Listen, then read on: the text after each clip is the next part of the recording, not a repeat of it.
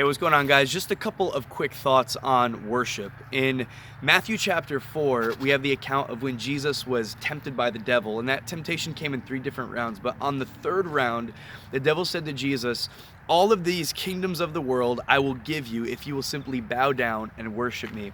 And Jesus' response, after going through all the other temptations and everything that he went through, his response was, "Get away from me, Satan, for you shall worship the Lord your God. It is written, you shall worship the Lord your God, and him only you shall serve." The very next phrase says these words. It says, "Then the devil left him."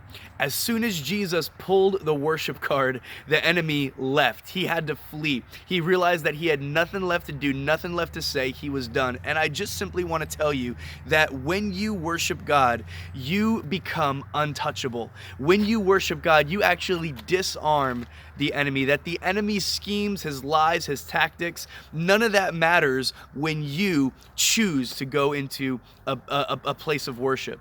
And nothing that the enemy does, nothing that happens, your circumstances, the people, like nothing around you can ever take away your choice to worship God. And when you choose to worship God in the midst of whatever it is that you're going through, and you may be going through something right now, you may be under spiritual attack, you may be dealing with anxiety, or you might be frustrated, you might be living in fear, you might be battling something, you might have circumstances against you that it just feels like you're totally overwhelmed and you don't know what to do. You might be in the midst of an impossible situation.